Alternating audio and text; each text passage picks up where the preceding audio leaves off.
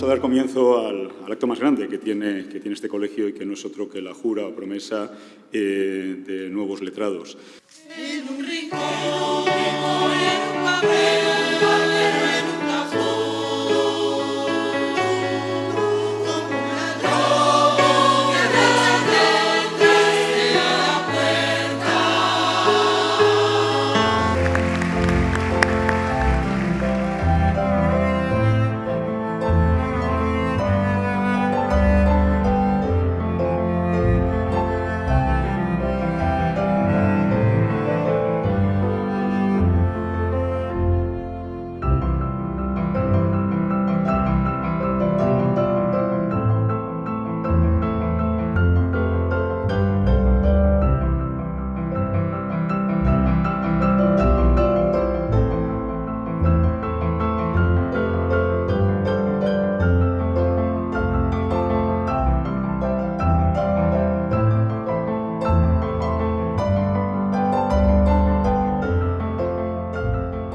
Nuestros compañeros y compañeras permanecen y comparten, en la mayoría de las veces, una misma suerte o fortuna.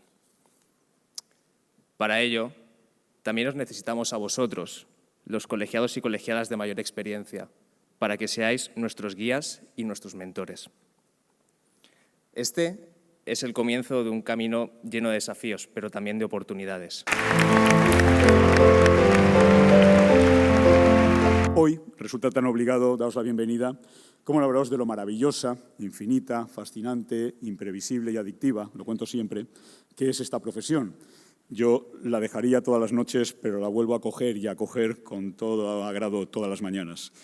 Como resulta obligado también hablar de dedicación, de esfuerzo, de constancia, de la necesidad de preparación, incluso de la necesidad de reparación, de ser el caso, y del estudio, de la especialización y, sobre todo, del honor. Hablaba David también del término compañero.